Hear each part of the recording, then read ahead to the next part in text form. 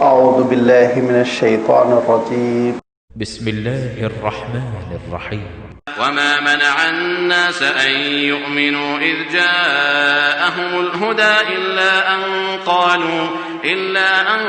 قالوا أبعث الله بشرا رسولا قل لو كان في الأرض ملائكة يمشون مطمئنين لنزلنا عليهم من السماء ملكا رسولا قل كفى بالله شهيدا بيني وبينكم إنه كان بعباده خبيرا بصيرا. ومن يهد الله فهو المهتد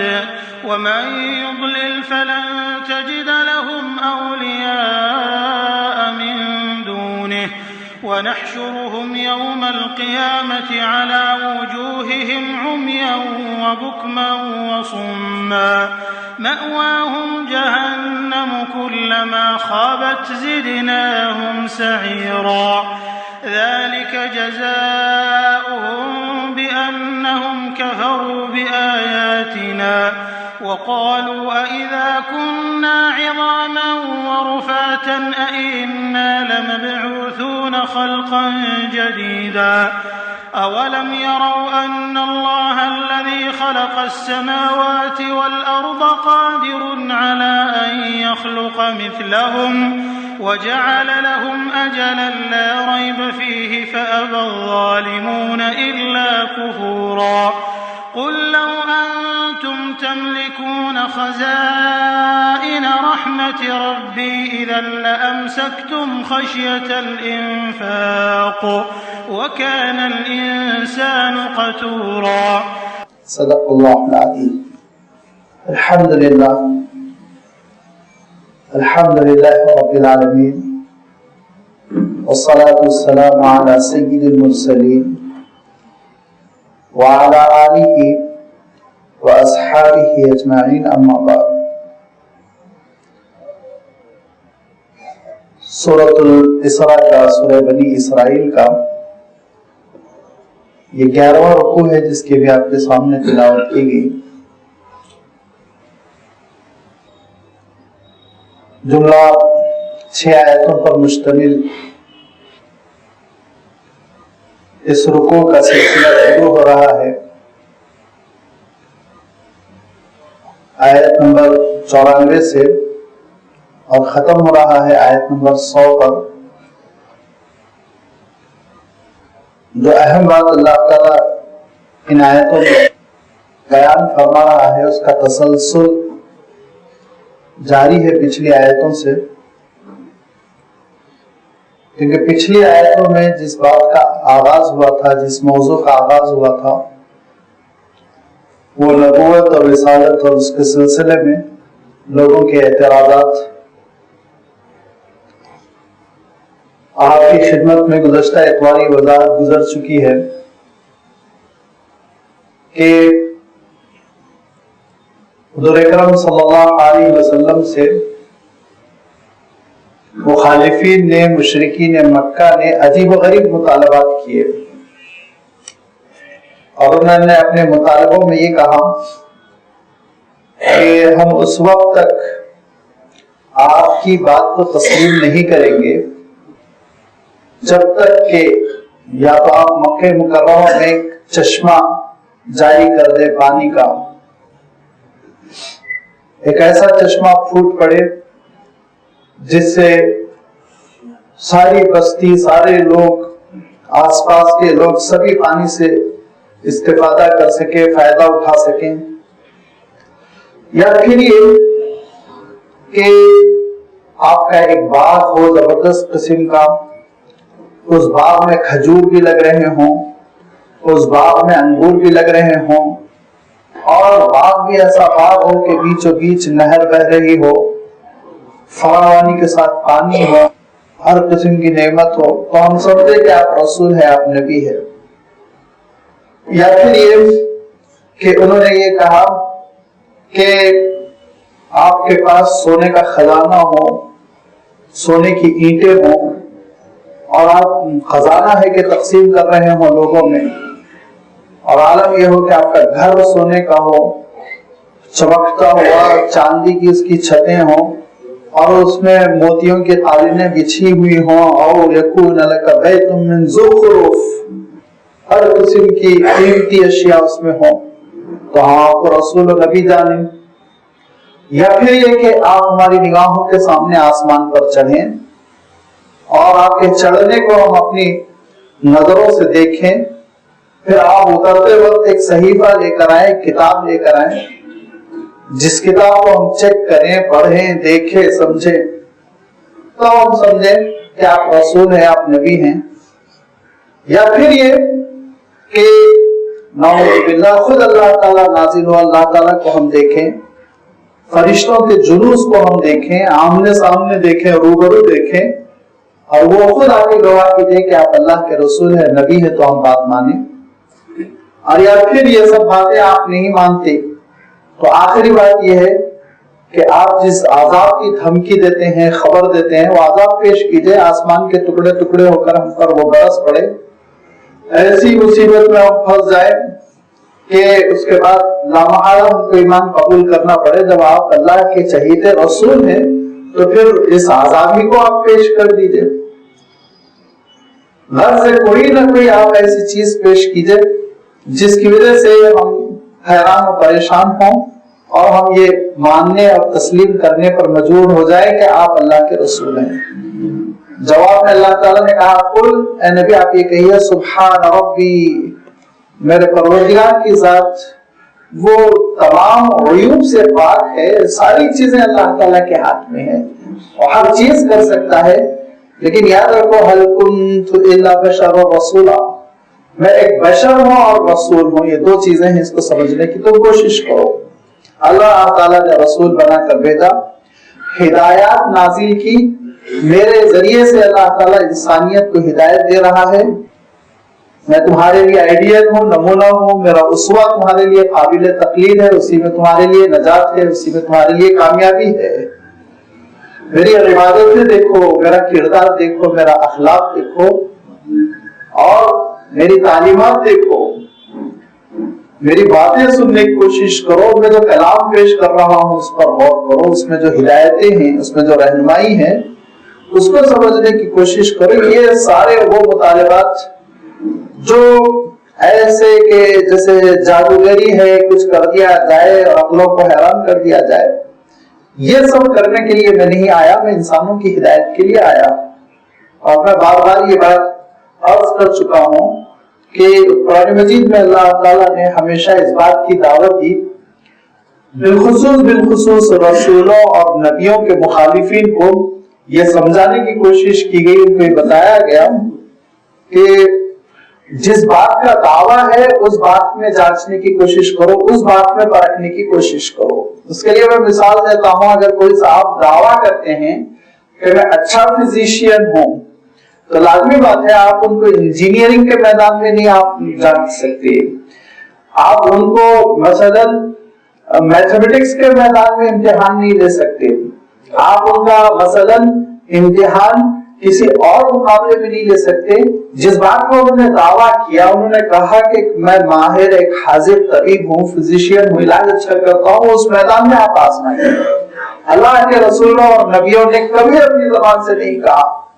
कि हम बहुत जबरदस्त किस्म के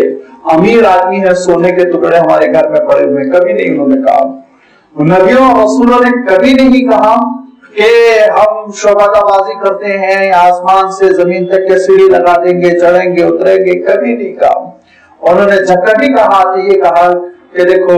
मैं अल्लाह का नुमाइंदा, अल्लाह का रसूल और मुझ पर वही इलाही आती है, उसके जरिए से मैं तुम्हारी रहनुमाई करता हूँ, इस बात को समझने की कोशिश करो। लिहाजा अब अल्लाह ताला इरशाद फरमाता है, वमा मनअन नासा अन युमिनु इज़ जाअहुमुल हुदा, किस चीज ने लोगों को रोके रखा ईमान कबूल करने से, इज़ जाअहुमुल हुदा, जबकि उनके पास हिदायत आ चुकी, रहनुमाई आ चुकी, नबी व रसूल आ चुका। इल्ला अन क़ालू अबअसल्लाहु बशरन रसूला, क्या सिर्फ इस बुनियाद पे कि उन्होंने ये कहा कि क्या अल्लाह ताला ने एक इंसान ही को रसूल बनाकर भेजा? तो अल्लाह ताला इरशाद फरमाता है इंसान को रसूल बनाकर भेजा। किस लिए इस इंसान को रसूल बनाकर भेजा, उसका भी जवाब दे दिया गया। لیکن اس میں کوئی شک نہیں، اللہ تعالیٰ ارشاد فرماتا ہے کہ اللہ تعالیٰ نے یہی سنت، یہی طریقہ کار اپنایا کہ انسانوں ہی میں سے اللہ تعالیٰ نے رسول کا انتخاب کیا۔ پچھلے نبیوں پر بھی یہی اعتراض ہوتا رہا، پچھلے رسولوں پر بھی یہی اعتراض ہوتا رہا۔ حضرت موسیٰ علیہ السلام کے زمانے میں، حضرت نوح علیہ السلام کے زمانے میں، حضرت ہود علیہ السلام کے زمانے میں، ہر زمانے میں مخالفین نے یہی شوشہ چھوڑا کہ ہم اس انسان پر کیسے ایمان قبول کر لیں، ان کی فضیلت کیسے تسلیم کر لیں، ان کو بڑا کیسے مان لیں، جن کا عالم یہ ہے کہ کبھی انہوں نے کہا کہ ما ھذا الا بشر مثلکم یاکل الطعام کما تاکلون ویشرب کما تشربون، ان کو ہم کیسے رسول مان لیں؟ یہ تو کھانا کھاتے ہیں جیسے عام انسان کھانا کھاتے ہیں، یہ تو پانی پیتے ہیں جیسے عام انسان پانی پیتے ہیں۔ کبھی کہا ہے یاکلون الطعام ویمشون الی الاسواق، یہ تو بازار کو جاتے ہیں اور سامان خریدتے ہیں اور ضروریات زندگی کا انتظام کرتے ہیں، ان کو کیسے رسول مان لیں؟ ان کو ہمیشہ اس بات کا ایک اعتراض رہا کہ یہ کیسے رسول ہو سکتے ہیں جن کے آل اولاد ہے، جن کی بیویاں ہیں، جن کا گھر ہے، جن کے والدین ہیں، جن کا خاندان ہے، جن کے مسائل ہیں، بلکہ صحت بھی ہے، بیماری بھی ہے، جن کے ساتھ صحت کا مسئلہ بھی ہے، بیماری کا مسئلہ لگا ہوا ہے، جن کے پاس ساتھ غریبی کا مسئلہ لگا ہوا ہے، امیری کا مسئلہ لگا ہوا ہے، جو سارے انسانی مسائل لگے ہوئے ہیں، تو ان کو ہم رسول کیسے مان لیں؟ اللہ تعالیٰ ارشاد فرماتا ہے کیوں نہیں مانو گے؟ قُلْ لَوْ كَانَ فِي الْأَرْضِ مَلَائِكَةٌ يَمْشُونَ مُطْمَئِنِّينَ، اگر روئے زمین پر فرشتے چلتے پھرتے ہوتے، انسان نہیں ہوتے، یہاں فرشتے بسے ہوئے ہوتے، یمشون مطمئنین، اطمینان کے ساتھ وہی چل پھر رہے ہوں، وہی اس دنیا کو آباد کیے ہوئے ہوتے، وہی اس دنیا میں زندگی گزار رہے ہوتے، لَنَزَّلْنَا عَلَيْهِم مِّنَ السَّمَاءِ مَلَكًا، اور رسول آپ ہم ان کے لیے پھر فرشتے کو رسول بنا کر بھیجتے، ان کے لیے ہم فرشتے کو نمونہ بناتے۔ لیکن روئے زمین پر تو انسان چل پھر رہے ہیں، یہاں تو انسان مسائل جھیل رہے ہیں، انسان زندگی بسر کر رہے ہیں، انسان کو رہنمائی کی ضرورت ہے، انسان کو نمونے کی ضرورت ہے، لہذا اللہ تعالیٰ ارشاد فرماتا ہے جب انسان کو ضرورت ہے تو ہم فرشتے کو کیوں رسول بنا کر بھیجیں؟ یہ انتہائی معقول بات ہے، سمجھ میں آنے والی بات ہے۔ اور سوچئے کہ اگر صحابہ کے درمیان حضور اکرم صلی اللہ علیہ وسلم نہ ہوتے تو کتنے امتحانوں سے وہ گزرتے کہ وہ فاقہ کر رہے ہیں، ان کا فاقہ ایک دن کا ہے تو اللہ کے رسول صلی اللہ علیہ وسلم کا فاقہ 3 دن کا ہے۔ ان کو تسلی ہو رہی ہے کہ جس راستے پہ ہم چل رہے ہیں وہ راستہ تنہا ہمارے لیے نہیں ہے، بلکہ اس راستے پہ اللہ کے رسول چل رہے ہیں۔ جب وہ جنگ میں زخمی ہو رہے ہیں تو اللہ کے رسول صلی اللہ علیہ وسلم بھی جنگ میں زخمی ہو رہے ہیں، آپ صلی اللہ علیہ وسلم کی خود بھی ٹوٹی، آپ صلی اللہ علیہ وسلم کے رخسار مبارک میں اس کا ٹکڑا گھسا، خون کا فوارہ نکلا، اللہ کے رسول صلی اللہ علیہ وسلم بے ہوش ہوئے، صحابہ نے آپ صلی اللہ علیہ وسلم کو دیکھا زخمی حالت میں۔ حضور اکرم صلی اللہ علیہ وسلم ہر مرحلے میں زندگی کے ہر مسئلے میں رہنمائی کر رہے ہیں، اور اس طرح سے صحابہ کو ایک اطمینان ہے اور ان کی تربیت ہو رہی ہے۔ اور پھر صحابہ تو خیر وہ دور تھا، اللہ کے رسول صلی اللہ علیہ وسلم کو انہوں نے اپنی آنکھوں سے دیکھا تھا، لیکن یہ بات کی انسانیت پوری کی پوری امت قیامت تک کے لیے، اگر اللہ کے رسول صلی اللہ علیہ وسلم انسان نہ ہوتے تو کیسے رہنمائی حاصل کرتے؟ آپ سوچئے، اگر وہ ایک فرشتہ ہوتے تو لازمی بات ہے نہ بھوک کا مسئلہ ہوتا، نہ بیماری کا مسئلہ ہوتا، نہ غم کا مسئلہ ہوتا، نہ پریشانی کا مسئلہ ہوتا، نہ الجھنوں کا مسئلہ ہوتا۔ یہ سارے مسائل سے اللہ کے رسول صلی اللہ علیہ وسلم گزر چکے، اور اللہ کے رسول صلی اللہ علیہ وسلم نے ہر زندگی کے شعبے اور مسئلے میں ہر مرحلے میں رہنمائی چھوڑی، ایسی پیاری رہنمائی چھوڑی کہ امت کی تسلی کا سامان ہوتا ہے، اطمینان ہو جاتا ہے۔ ایک ماں باپ جو جوان اولاد کو کھو دیتے ہیں، شدید صدمے میں ہوتے ہیں، تو حضور اکرم صلی اللہ علیہ وسلم کو دیکھتے ہیں کہ اللہ کے رسول صلی اللہ علیہ وسلم نے اپنے 3 بیٹوں کو کیسے دفنایا، اللہ کے رسول صلی اللہ علیہ وسلم نے اپنی 3 صاحبزادیوں کو کیسے دفنایا۔ تسلی ہو جاتی ہے کہ اللہ کے رسول صلی اللہ علیہ وسلم بھی یہ غم جھیل چکے، کیونکہ آپ صلی اللہ علیہ وسلم کے اولاد میں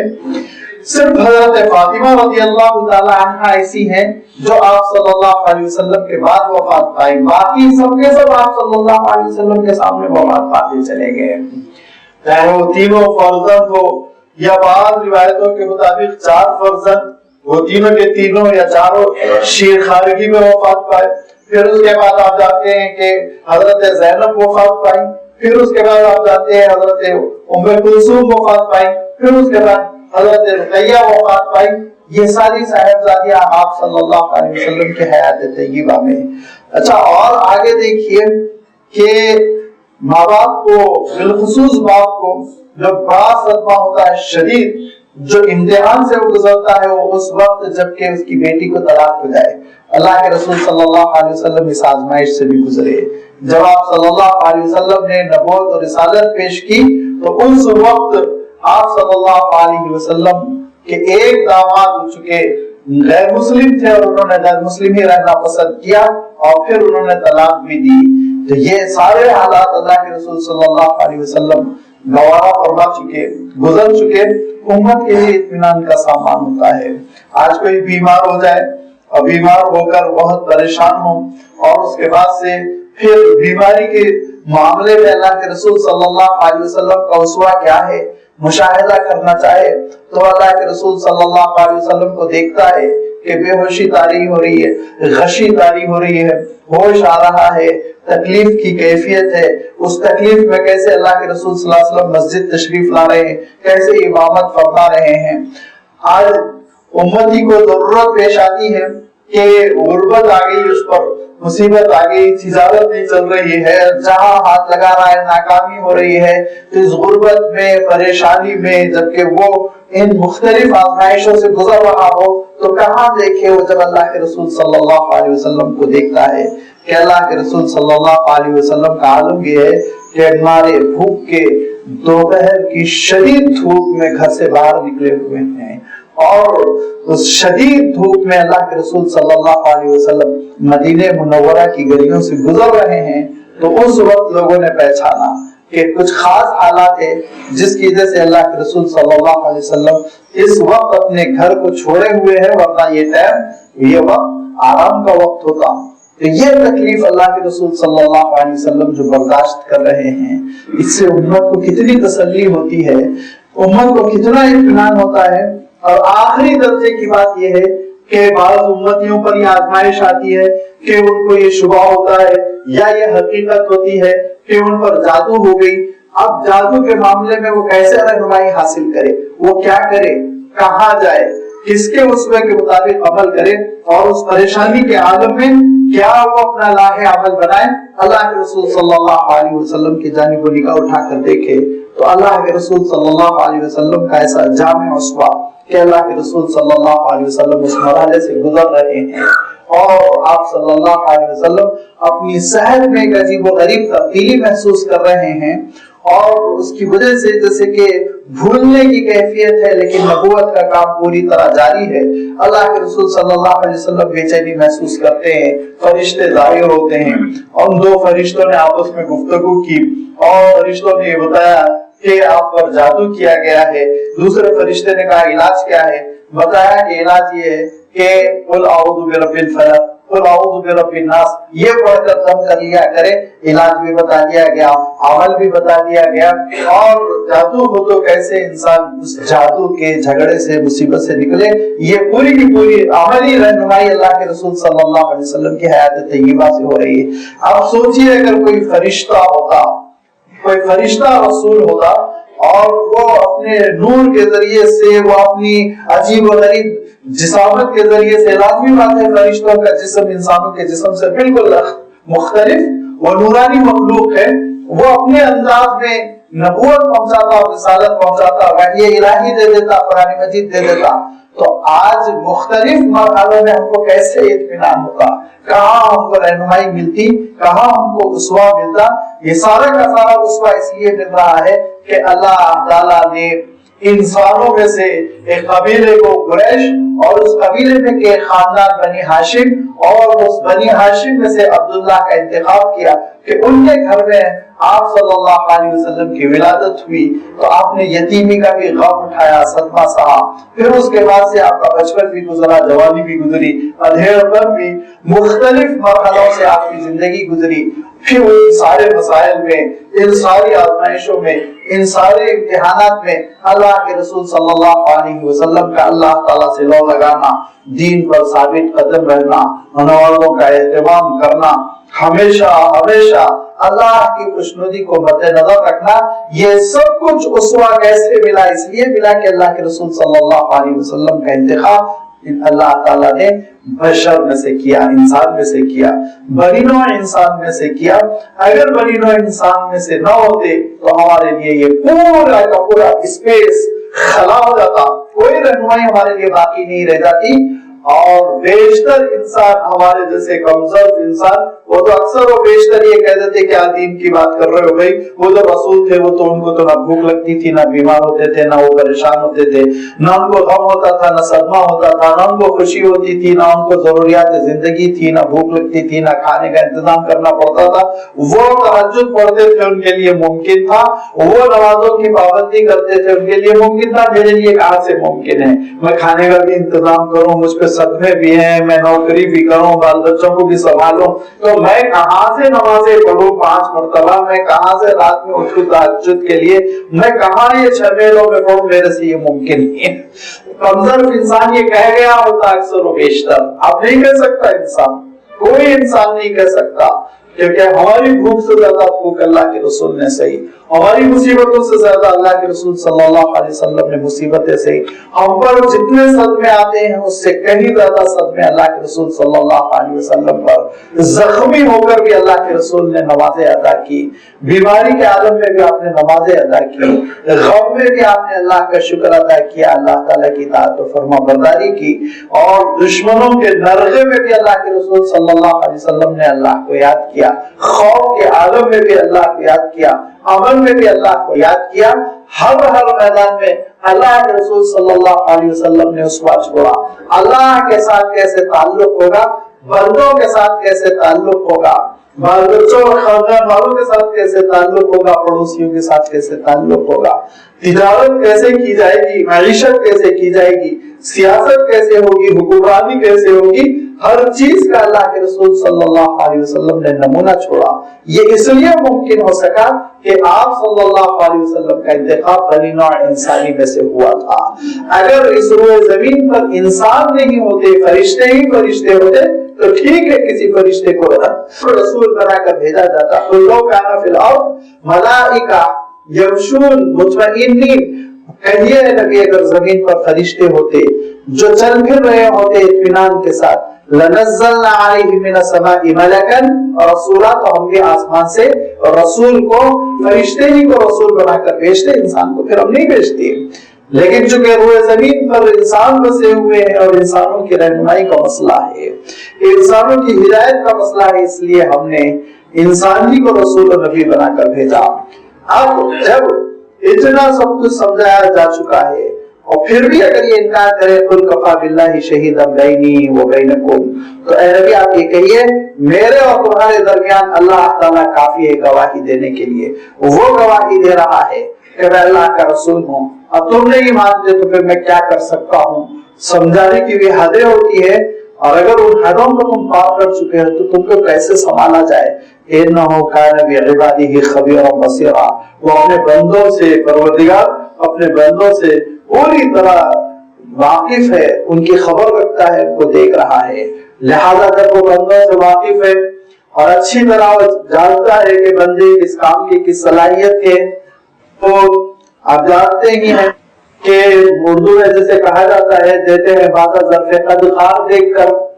इसको शायर ने कहा कि जैसा बर्तन है वैसा मशरूब दिया जाता है।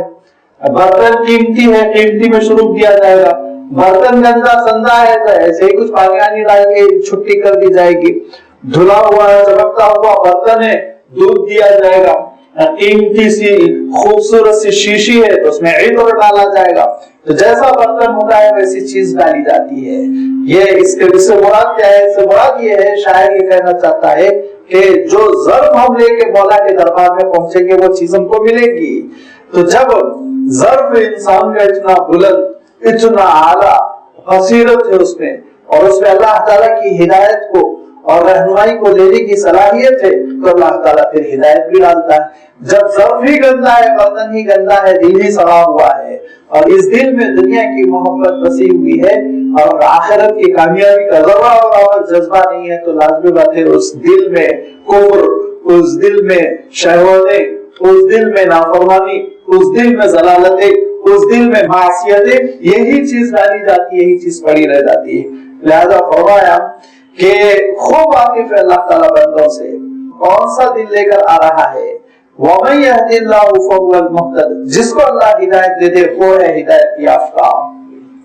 हिदायत याफ्ता वही है जिसको अल्लाह हिदायत दे दे। वमन युद्लिल, और जिसको अल्लाह गुमराह छोड़ दे, फलन तजिद लहु मौलिया मिन दुनी, तो फिर तुम देखोगे कि अल्लाह से हटके उसका कोई काम बनाने वाला नहीं, कोई मददगार नहीं, कोई उसको हिदायत नहीं दे सकता, कोई उसके रहनुमाई नहीं कर सकता। लिहाजा अपने दिलों की खबर ले लो। अगर दुनिया में, जिसको दूसरी जगह अल्लाह ताला इरशाद फरमाता है, इल्ला मन अल्लाह बिक़ल्बिन सलीम,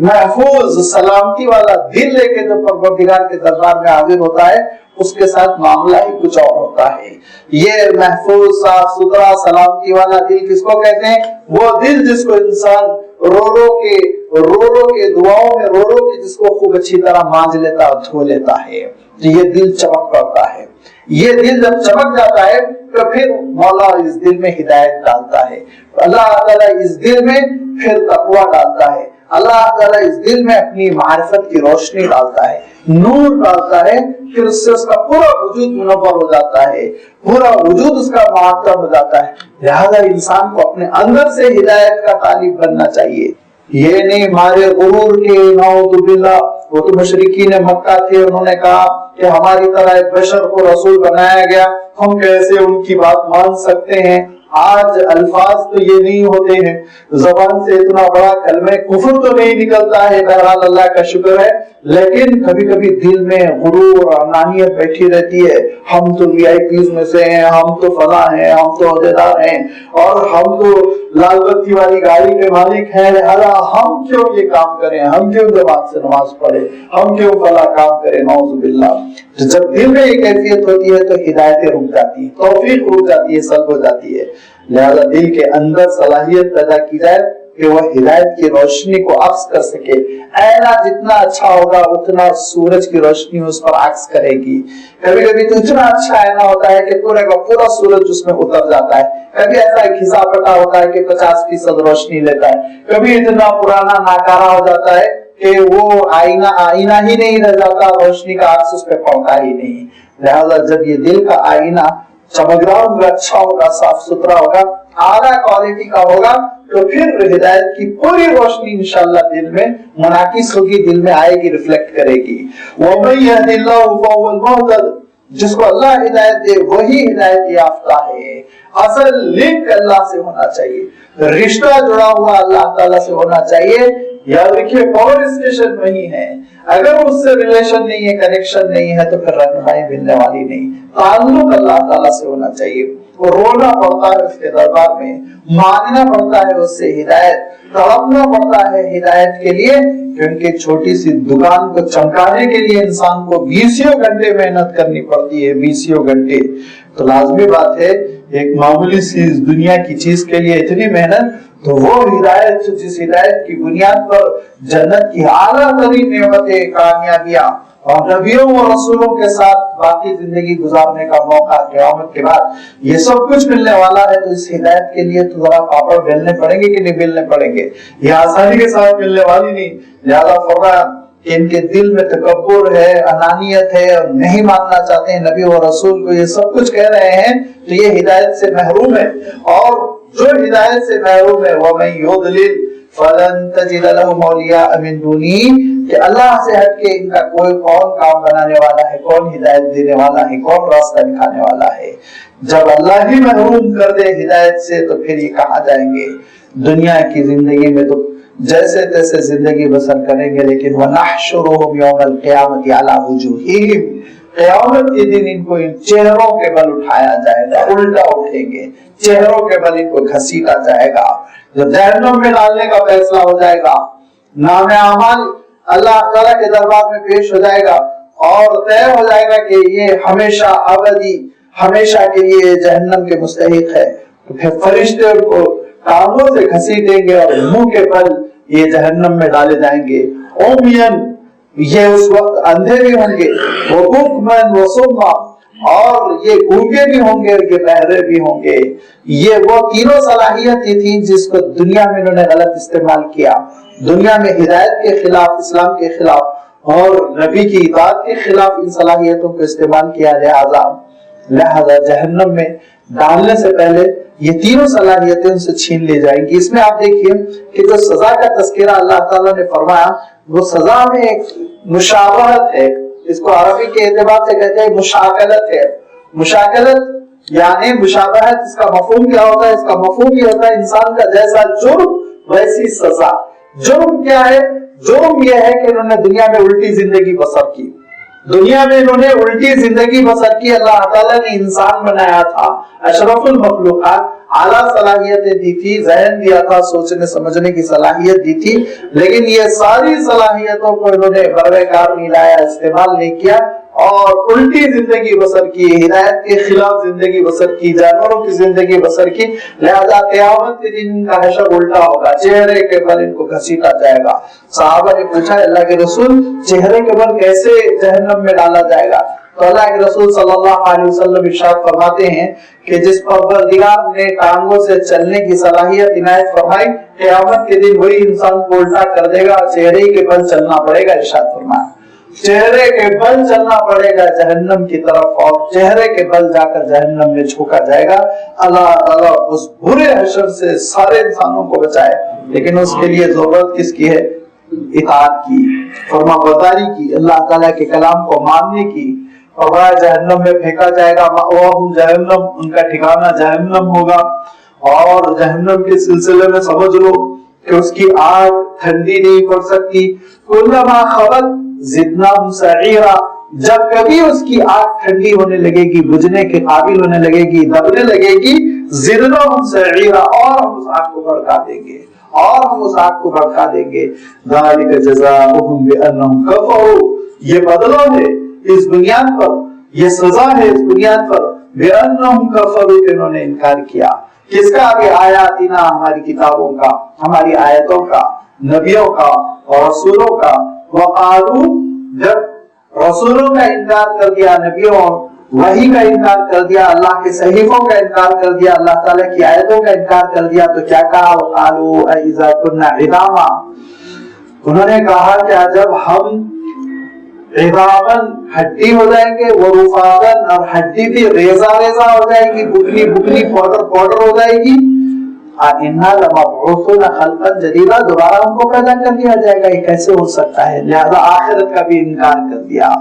آخرت کا انکار کر دیا۔ اور پھر حاشیے خیال میں کہ آخرت نہیں رہ گئی، دنیا کی زندگی، اور جب دنیا کی زندگی مطلوب بن گئی تو پھر حلال سے کمائے حرام سے کمائے فرق نہیں رہ گیا، پھر حقوق چھینے نہ چھینے کوئی فرق نہیں رہ گیا، پھر پروردگار اس کی نہ یاد رہی نہ اس کی عبادت باقی رہی، ساری زندگی جانوروں جیسی ہو گئی۔ لہذا یہ جانوروں جیسی زندگی نے حشر یہ کیا کہ انسان کو جہنم تک پہنچا دیا۔ لہذا اللہ تعالیٰ ارشاد فرماتا ہے کہ ان کو چہروں کے بل جہنم میں پھینکا جائے گا، اس وقت ان کا عالم یہ ہوگا، ان کی حالت یہ ہوگی، وہ اندھے ہوں گے، گونگے ہوں گے، بہرے ہوں گے، جہنم ان کا ٹھکانہ ہوگی۔ اور جب جب آگ ٹھنڈی پڑنے لگے گی اس آگ کو ہم بھڑکا دیں گے، زدناہم سعیرا، ہم اس کے شعلوں کو اور اضافہ کر دیں گے، بھڑکا دیں گے۔ اور یہ اس لیے ذالک جزاؤہم، یہ بدلہ اس لیے ہے، یہ سزا اس لیے ہے، بانہم کفروا بآیاتنا، کہ انہوں نے ہماری آیتوں کا انکار کیا اور کہا کہ جب ہم ہڈی اور ریزہ ہو جائیں گے تو ہم کو دوبارہ کھڑا کیا جائے گا، نئی تخلیق کے ساتھ ہم کو پیدا کر دیا جائے گا۔ تو ارشاد فرمایا اس پیدا کرنے میں تم کو کیا شک و شبہ ہے؟ کون سی دقت پیش آ رہی ہے اس کو مان لینے میں؟ اولم یروا ان اللہ الذی خلق السماوات والارض قادر علی ان یخلق مثلهم، وہ پروردگار وہ اللہ تعالیٰ جس نے آسمانوں کو پیدا کیا، جس نے زمین کو پیدا کیا، کیا اس بات پر قادر نہیں ہے کہ دوبارہ انسان کو کھڑا کر دے، انسان کو زندہ کر دے، انسان کے مثل پیدا کر دے؟ اللہ تعالیٰ ضرور اس بات پر قادر ہے کہ وہ دوبارہ انسان کو پیدا کر سکتا ہے۔ اور سوچنے کی بات ہے کہ کوئی مٹیریل نہیں تھا، کہاں سے مٹیریل آیا جس سے اللہ تعالیٰ نے گلوب کو پیدا کیا؟ کوئی مادہ نہیں تھا، کوئی گیس نہیں تھی، کہاں سے یہ گیسز آئی؟ یہ مادہ اور مٹیریل آیا کہ اللہ تعالیٰ نے سورج کو پیدا کیا، اور ایک دنیا کو اور ایک سورج کو اور ایک چاند کو پیدا کر لیا ہوتا تو مسئلہ پھر بھی چھوٹا تھا۔ لیکن اس کا پروردگار کا عالم یہ کہ اللہ تعالیٰ کا عالم یہ ہے کہ اب تک جن ستاروں کو گننے کی کوشش کی گئی تو ان کی تعداد 200 بلین سے زیادہ ہے، 200 بلین سے زیادہ ہے، اور ان میں بعض اتنے بڑے بڑے سورج ہیں کہ اس سورج میں آپ کے گلوب کو اگر پھینکا جائے، اس سورج میں آپ کے گلوب کو پھینکا جائے تو یہ کہا ایسے ہی ہے جیسے الربع الخالی میں 1 روپے کے سکے کو پھینکا جائے۔ الربع الخالی کس کو کہتے ہیں؟ سعودیہ کا، دنیا کا وہ سب سے بڑا صحرا، وہ لق و دق صحرا جس کو آج تک انسان پار نہیں کر پایا، وہ ڈیزرٹ ہے جس کو آج تک انسان پار نہیں کر پایا۔ جو گیا اس کے کنارے ہی کنارے 10-12 کلومیٹر تو پھر وہ واپس نہیں آیا، بیچارے کی ہڈیاں بھی نہیں مل سکی۔ اتنا لق و دق ایک زبردست قسم کا صحرا ہے جس کو الربع الخالی کہا جاتا ہے۔ تو کہا گیا ہے کہ جیسے اس صحرا میں، اس بڑے ڈیزرٹ میں 1 روپے کا آپ سکہ ڈالیں گے تو وہ چھوٹا سا سکہ کسی کونے میں اس کا کیا شمار ہوگا آپ سوچئے۔ ایسے ہی اللہ تعالیٰ نے اتنے بڑے بڑے سورج پیدا کیے ہیں کہ ان سورجوں میں اگر دنیا کو ڈال دیا جائے گا تو دنیا کی حیثیت بالکل اتنی ہی ہوگی، کسی کونے میں پڑی رہ جائے گی، اس سے بڑی نہیں۔ تو اتنی بڑی کائنات پیدا کرنے والا، اس کے پاس کس نے سیمنٹ سپلائی کیا تھا، کون سی فیکٹری تھی جو پتھر سپلائی کر رہی تھی، اور کون سی کمپنی تھی جو مٹی دے رہی تھی، اور کون سی کمپنی تھی جو دھات اور لوہا سپلائی کر رہی تھی، کون ساری چیزوں ایک کون کہنا تھا اس کا، فیکون، ساری چیزیں وجود میں آ گئی۔ اتنی بڑی کائنات پیدا کرنے والے پروردگار کے لیے لوگ سمجھتے ہیں کہ دوبارہ انسان کے مٹیریل کو جمع کر دینا مشکل ہے۔ کتنی بڑی غلط فہمی میں انسان پڑا ہوا ہے۔ دوبارہ انسان کا مٹیریل، وہ مٹیریل جو بکھرا ہوا ہے اسی گلوب میں بکھرا ہوا ہے، گلوب کے باہر بھی نہیں جاتا، اور وہ نہ اسپیس میں جاتا ہے، نہ چاند پر جاتا ہے، نہ سورج پہ جاتا ہے، اسی گلوب میں، اسی دنیا میں انسان کا مٹیریل سڑ رہا ہے، بکھرا ہوا ہے۔ لہذا وہ عالم بھی ہے، خبیر بھی ہے، اس کو معلوم ہے کہاں کیا ٹکڑا ہے، وہ دوبارہ جمع کرنے پر قادر ہے۔ اور اللہ کے رسول صلی اللہ علیہ وسلم نے ایک مثال بیان فرمائی، اور اس مثال میں عبرت کا بھی پہلو ہے، اور عقل اور دانائی کو بھی دعوت فکر دی گئی ہے۔ آپ صلی اللہ علیہ وسلم ارشاد فرماتے ہیں کہ ایک صاحب تھے، پچھلے زمانے میں ایک صاحب تھے، اور اللہ تعالیٰ پر وہ ایمان رکھتے تھے، لیکن زندگی ان کی بڑی برائیوں پہ کٹی، بہت گناہوں میں کٹی، بڑی نافرمانیوں میں۔ آخر عمر میں ان کو خوف ہو گیا اب تو میں مروں گا تو اب تو جہنم میں جاؤں گا، لہذا بڑی مصیبت ہو جائے گی۔ لہذا انہوں نے کیا کیا، انہوں نے وصیت کر دی،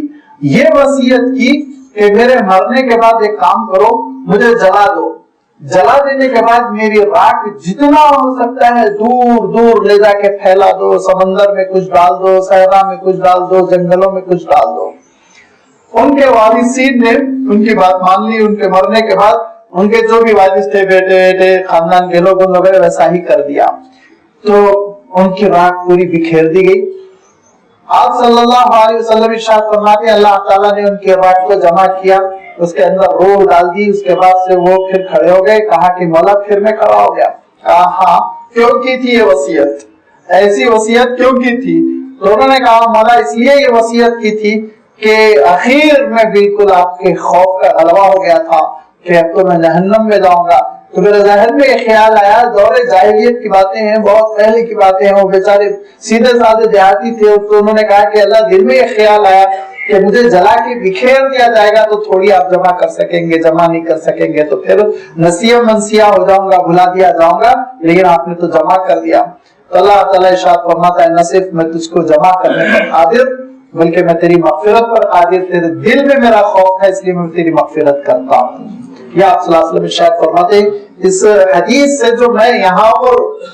اصل چیز بیان کرنا چاہتا ہوں کہ اللہ تعالیٰ کے لیے جمع کرنا انسان کے اجزاء کو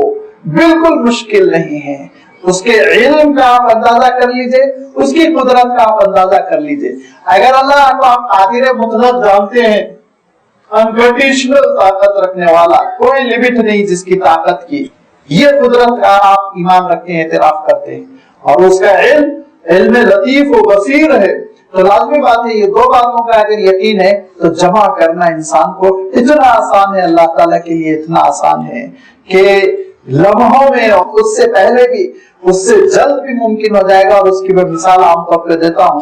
کہ اللہ تعالیٰ روح کو مثل میگنیٹ بنا دے گا۔ مثال ہے صرف سمجھنے کے لیے، آسانی کے لیے، کہ آپ روح کو سمجھ لیجئے میگنیٹ ہے،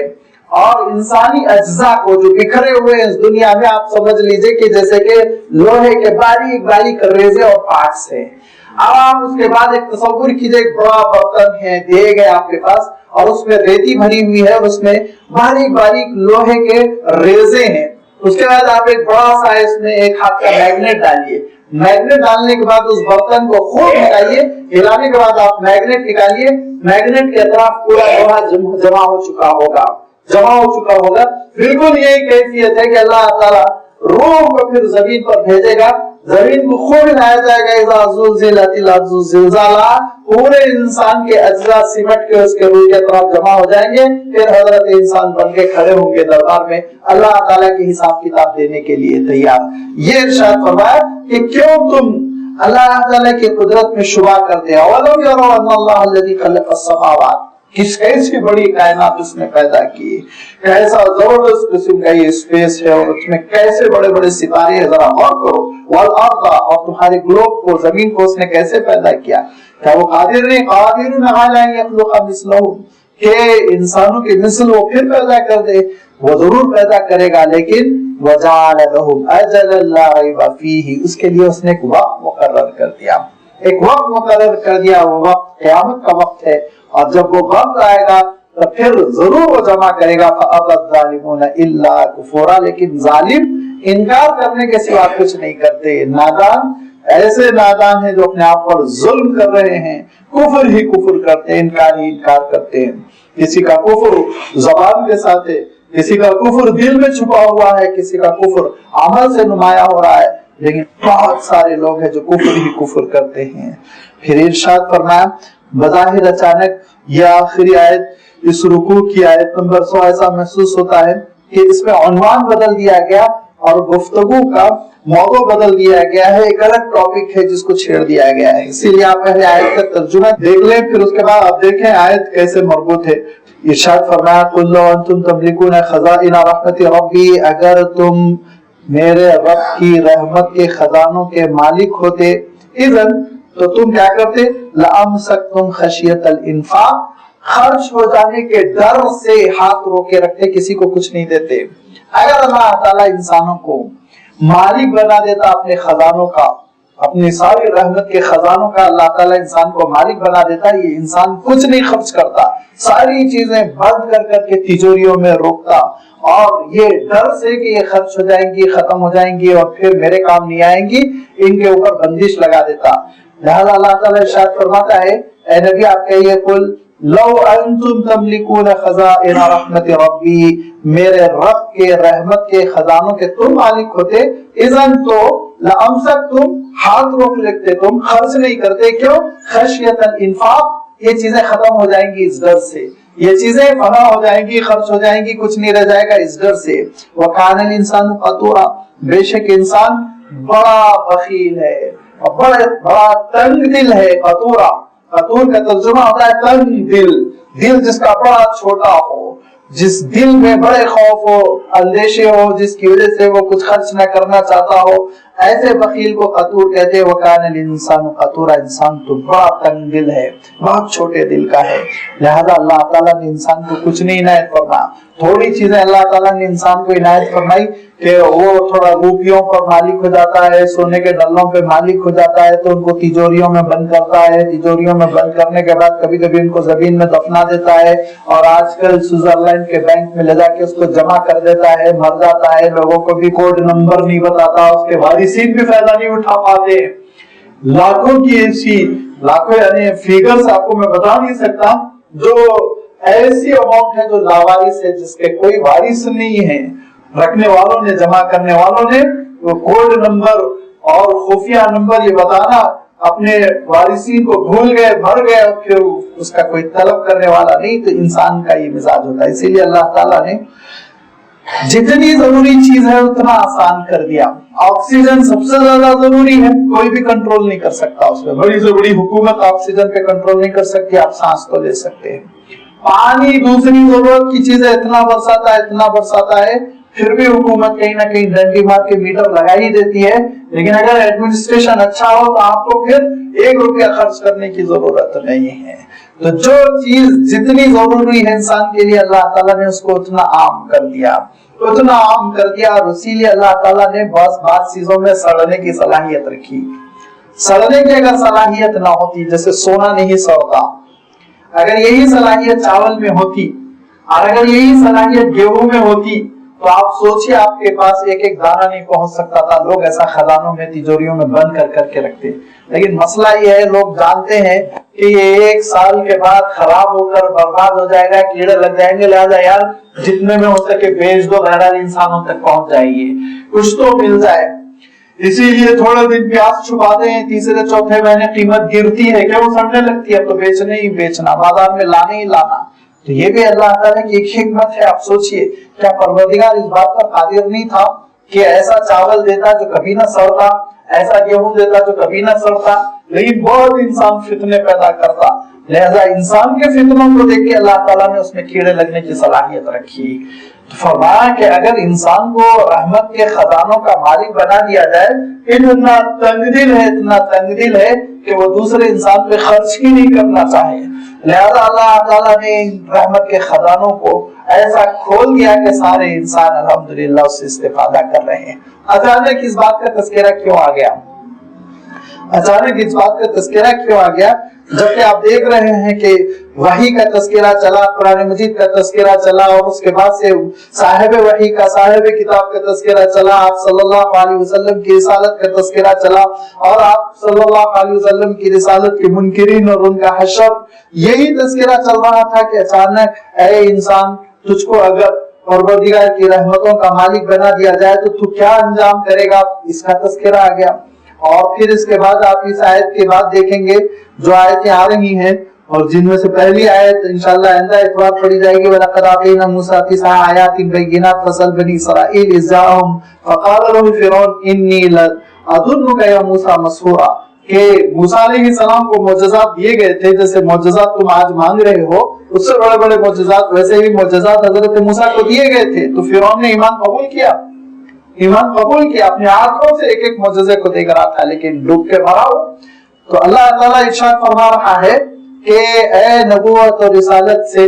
معجزات طلب کرنے والوں، اصلاً تمہارا یہ مطالبہ معجزات کا نہیں، یہ اصلاً انکار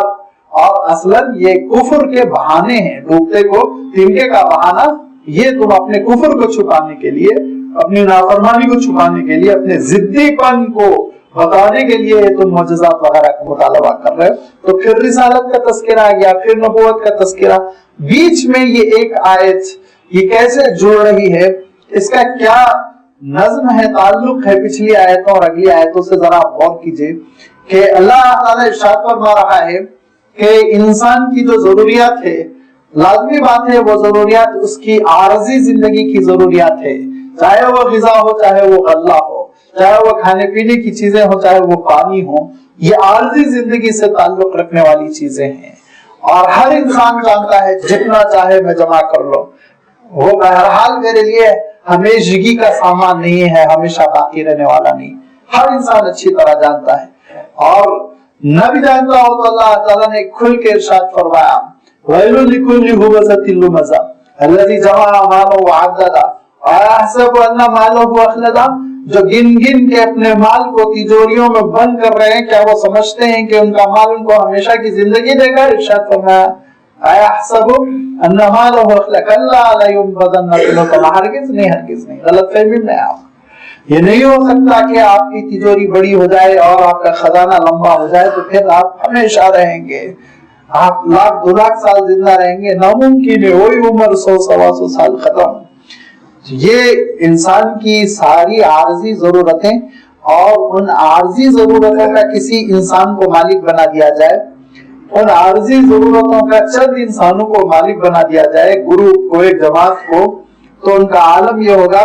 کہ وہ ساری چیزوں پر ناک بن کر بیٹھ جائیں گے، خرچ نہیں کریں گے کہ یہ ساری چیزیں ایسا نہ ہو ختم ہو جائے، مبارہ کہ یہ ساری چیزیں جاتی رہیں، وہ دوسرے انسانوں کو فائدہ نہیں اٹھانے دیں گے۔ تو یہ تو انسانوں کا مزاج ہے، تو جب انسانوں کا یہ مزاج ہے تو ایسے کمزرف انسانوں کے ہاتھ میں اللہ تعالیٰ نبوت اور رسالت کا فیصلہ دے دے گا کہ یہ فیصلہ کریں کس کو رسول بنایا جائے، کس کو نبی بنایا جائے، ان کو اللہ تعالیٰ فیصلہ دے گا۔ اگر اللہ تعالیٰ ان کو فیصلہ دے گا، فیصلے کی صلاحیت دے گا، اگر اللہ تعالیٰ ان کو یہ فیصلے کا موقع دے گا تو یہ انسانوں کو، ساری سوسائٹی کو ہدایت سے، رہنمائی سے اور اللہ سے تعلق سے، اس کی معرفت سے محروم رکھ کر چھوڑیں گے۔ اور یاد رکھیے اس کے تجربے تاریخ میں ہوئے، اور آپ تو ہندوستان میں اس کے عینی شاہد ہے کہ بعض اللہ تعالیٰ نے نسلوں کو فضیلت دی اور ان کے درمیان صحیفے نازل فرمائے، تو انہوں نے اپنے آپ کو یہ سمجھا کہ وہ اللہ کے چہیتے بیٹے ہیں، اور دوسرے انسان وہ ان صحیفوں کے قابل نہیں، وہ اس علم نبوت کے قابل نہیں، اور ان کو محروم رکھو اور ان کے سامنے بتانا نہیں کہ اللہ کی کتاب کیا کہتی ہے، اللہ کے صحیفے کیا کہتے ہیں، ان کے سامنے ذکر بھی نہ کرنا۔ ایسا دوسروں کو محروم رکھنے کی کوشش کی تھی یہودیوں نے، اور نہ صرف یہ کہ یہودیوں نے اس طرح سے محروم کرنے کی کوشش کی تھی، بلکہ آپ دیکھیں گے عہد جدید میں تو ایک جملہ یہ بھی لکھا ہوا ہے، خطرناک جملہ، ذہنیت کی عکاسی کرنے والا جملہ، کیا لکھا ہوا ہے؟ اگرچہ کہ وہ منسوب حضرت سیدنا عیسیٰ علیہ السلام کی جانب ہے، لیکن اس کی نسبت جھوٹی ہے، غلط ہے، اور پورے اعتماد کے ساتھ کہتا ہوں حضرت عیسیٰ علیہ السلام زندگی میں ایسی بات نہ کرتے، یہ دراصل جھوٹ کی نسبت کی گئی، اور یہ لکھا گیا کہ حضرت عیسیٰ فرمایا کرتے تھے کہ ایک باپ اپنے بیٹے کی روٹی کا حصہ جیسے کتے کے سامنے نہیں ڈال سکتا، ایسے ہی بنی اسرائیل کو جو علم دینا ہے وہ میں غیر بنی اسرائیل کو نہیں دے سکتا ہوں، نعوذ باللہ۔ تو انہوں نے اپنے آپ کو چہیتی نسل سمجھا، اور انہوں نے سمجھا کہ ہمارے خاندان میں نبوت رہے گی، ہمارے خاندان میں ہدایت، ہمارے خاندان میں صحیفے، ہمارے خاندان میں علوم نبوت، کسی اور انسان کو ہم نہیں دیں گے، محروم رکھیں گے۔ یہ کہتے تھے، صاف صاف کہتے تھے کہ یہ امیوں کو نہ بتلاؤ دین کیا ہے، ان لوگوں کو نہ بتلاؤ تورات کیا ہے، ان کو نہ بتلاؤ صحیفہ کیا ہے، ان کو نہ بتلاؤ نبوت اور رسالت کیا ہے۔ تو ایسا تجربہ ہوا تاریخ میں کہ چند نسلوں نے دعویٰ کیا، اور میں جس کو کہہ رہا تھا آپ تو عینی شاہد ہے، اس لیے کہہ رہا تھا کہ یہ برہمنزم کیا ہے، انہوں نے کیوں اپنے اندر علم کو محصور رکھنے کی کوشش کی تھی، کیوں انہوں نے دوسروں کو علم سے محروم رکھنے کی کوشش کی تھی، وہی کانسیپٹ جنٹائل کا انہوں نے کیوں اس ملک میں رائج کیا تھا، یہ سمجھتے ہوئے کہ ہم اعلیٰ طبقے کے ہیں، علم ہمارے اندر رہے گا، دوسرے ہمارے نوکر بنا کر پیدا کیے گئے، وہ جانوروں کی طرح زندگی بسر کریں گے علوم سے محروم۔ تو میں یہ کہنا چاہ رہا ہوں کہ تاریخ میں یہ تجربہ ہو چکا ہے، تاریخ نے یہ مشاہدہ کیا کہ جب جب انسانوں کو تھوڑی سی فضیلت دی گئی تو انہوں نے اپنے آپ کو یہ سمجھ لیا کہ وہی اس کے مالک ہیں، اور دوسروں کو محروم کر دیا جائے تو لازمی بات ہے اللہ تعالیٰ ارشاد فرماتا ہے اگر نبوت کو اور رسالت کو انسانوں پر موقوف کر دیا جاتا، انسانوں کے ہاتھ میں دے دیا جاتا، تو انسان ایسا تبدیل ہے کہ دوسرے انسان کو اس سے فائدہ نہیں اٹھانے دیتا۔ لہذا یہ ڈپارٹمنٹ اللہ تعالیٰ نے اپنے ہاتھ میں رکھا، وہ جانتا ہے کہ خلیل کس کو بنانا ہے، وہ جانتا ہے کلیم کس کو بنانا ہے، وہ جانتا ہے کہ حبیب کس کو بنانا ہے، لہذا اس نے انتخاب کیا، اس نے اپنے رسولوں کا انتخاب کیا، اس پہ کوئی انگلی نہیں رکھ سکتا، کوئی سوال نہیں کر سکتا۔ اگر کامیابی چاہتے ہو जहन्नुम से बचना चाहते हो, जहन्नम की आग से बचना चाहते हो, तो परवरदिगार के सिलेक्शन पर ईमान कबूल करो और उसकी इताअत करो, फरमाबरदारी करो। उसने जिसको जिस हैसियत के साथ मुंतखब किया उसको तस्लीम करो। है इंसान, अगर तुमको हम अपनी रहमतों के खजाने का मालिक बना दे तो तुम दूसरे इंसानों का फायदा नहीं उठाने दोगे ये सोचकर कि ये खजाने खत्म हो जाएंगे, क्योंकि तुम बड़े तंगदिल हो। लिहाजा हमने उलूम की जो इनायत की, रहनुमाई की जो इनायत की, हिदायत की जो हमने, नबूवत और रिसालत की जो हमने भेजी, तो अपने फैसले से,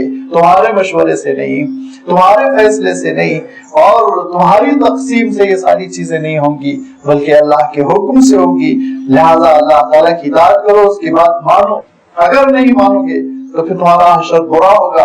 और फिर अल्लाह ताला ने इसी रिसालत का और रिसालत के इनकार की शक्ल में जो नतीजा भुगतना है उसका तज़किरा जारी रखा हज़रत मूसा अलैहिस्सलाम व तस्लीम के हवाले से। इंशाअल्लाह वो आयतें आइंदा इतवार पढ़ी जाएंगी और उसकी तशरीह आइंदा इतवार आपकी खिदमत में रखी जाएगी। व आखिरु दावाना अनिल हम्दुलिल्लाहि रब्बिल आलमीन।